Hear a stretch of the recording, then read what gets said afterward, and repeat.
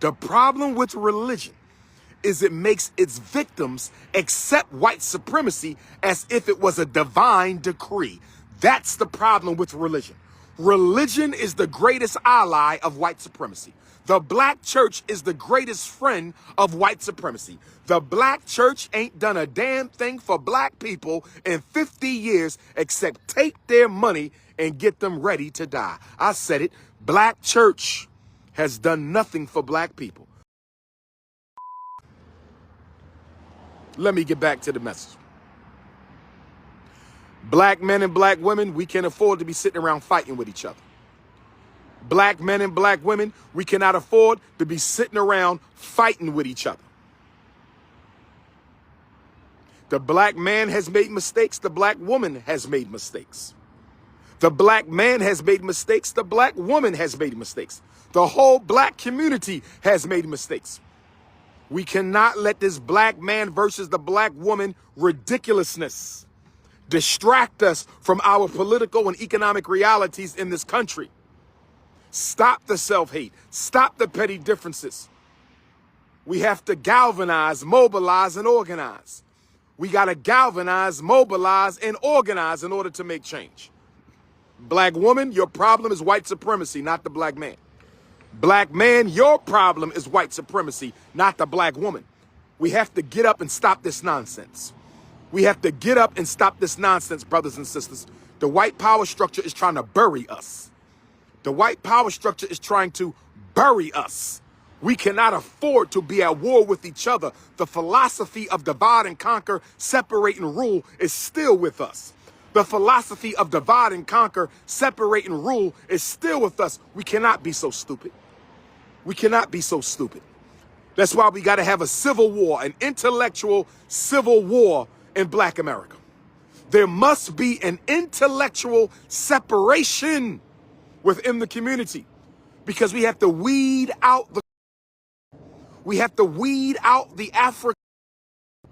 We have to get the sellouts and the bootlickers and the gatekeepers away from the freedom struggle because they will gladly destroy it. They will gladly destroy it for a place at Master's table, brothers and sisters. In this new year, we got to look in the mirror. We got to look in the mirror at ourselves and look in that mirror and ask yourself, am I really doing all I can for the liberation of African people, brothers and sisters? That's why I got my book right now. That's why I'm brainstorming right now. Am I really doing all that I can for the liberation of African people?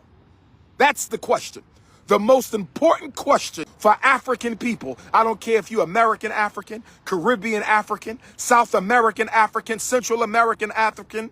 I don't care if you're a Canadian African, an Australian African, a continental African. The most important question you can ask yourself, am I doing all that I can for the liberation of African people? That's the question.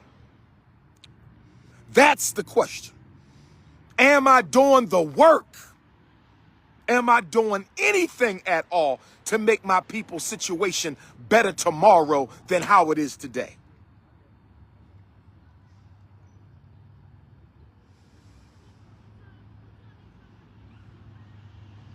See, the problem with a lot of us is black religion has given us a spiritual insurance policy. Black religion has given the American Negro a spiritual insurance policy. See, when you go to church and when you go to the mosque and when you go to the temple and you go to the Kingdom Hall, they give you an insurance policy. And that insurance policy says no matter what the white man does, no matter what you don't do, no matter how you spend your money, no matter how you let white folks miseducate your kids, no matter how much you let the police kill off your babies, you are going to heaven. So don't worry about this world. This is not the world for you to worry about. This is what the black church teaches black people. This is what the Sunni Orthodox masjid teaches black people. This is what the Jehovah's Witnesses teach black people. All religion teaches black people, don't worry about this world. It's not about this world. Let the white man have it. Let him own Africa. Let him own your community. Let him kill your kids. Don't worry about it. That's how God wants it to be.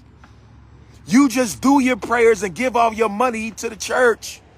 Just do your prayers and give all your money to the church. And when you die, you're going to find out that we were telling you the truth all along. When you die, you're going to find out that this is how it was all designed by God. The poorer you are, the more likely you're going to go to heaven. The more you let white folks your kids, the more likely you're going to go to heaven. The more you give your money to Gooey and Lucci and Nike and Maybach, the more likely you are to get into heaven. This is the problem we have. This is the problem we have.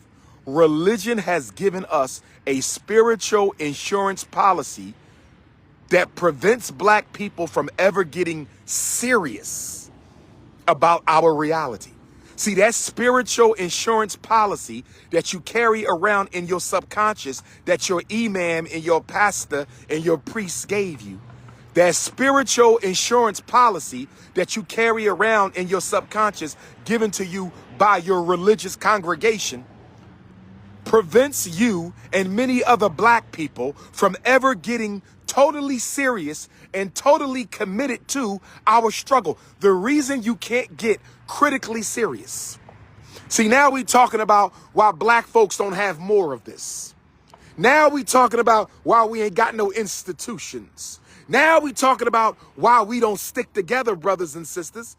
You have to look at this in the religious context of white supremacy. Black religion has already promised Negroes a better life after they die. So lazy ass black people who don't want to build no schools, lazy ass black people who don't want to build no hospitals, lazy ass black people who don't want to build no supermarkets, lazy ass black people who don't want to build no banks and distribution networks and factories, they say, I have a spiritual insurance policy. I don't have to do anything, Dr. Umar. I don't have to fight against police brutality. I don't have to guarantee my children a better education. I don't have to do none of that. Because what I understand, Dr. Umar, that you and the rest of you activists, revolutionaries, Pan-Africanists don't understand is that God set it up like this. God put the white man in charge, and the white man gonna stay in charge because God put him there until God changes his mind. So when I die, I'll get to go to heaven. That's the problem with religion. That's the problem with religion. The job of religion is to make white supremacy look like it was created by God himself. The problem with religion is it makes its victims accept white supremacy as if it was a divine decree. That's the problem with religion. Religion is the greatest ally of white supremacy.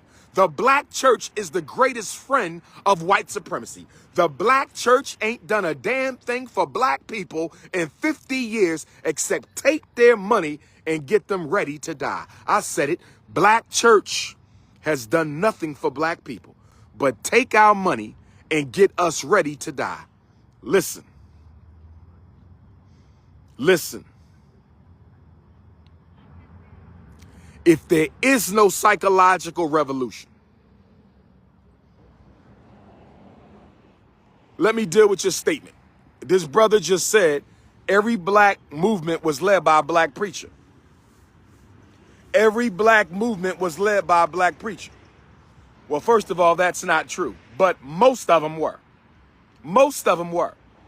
But if you are sitting here trying to tell me that the black church is a friend of the black community because Nat Turner was a preacher 200 years ago, and Dr. King was a preacher 60 years ago, and Henry Highland Garnett was a preacher 200 years ago, if you are trying to distract from the fact that the black church is a parasitic, hypocritical organization because you can name a handful of black revolutionaries who were pastors of the church, then I'm going to call you okay? Yes, you are correct. Most of our struggles were led by black pastors, but they were not T.D. Jakes. They were not Creflo Dollar. They were not Al Sharpton. They were a totally different type of a black man. It's not the Christian that led the movement. It was the black man who happened to be a Christian. Get your mind right. It wasn't the Christian who led the movement. It was a black man who happened to be a Christian. Take Malcolm X, El Hajj Malik El Shabazz.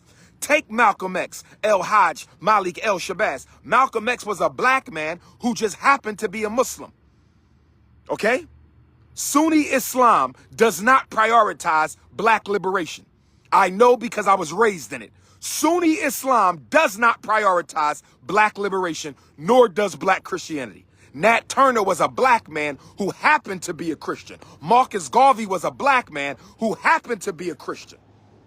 Stop trying to protect the black church by naming ancestors. Why don't you give me a pastor today?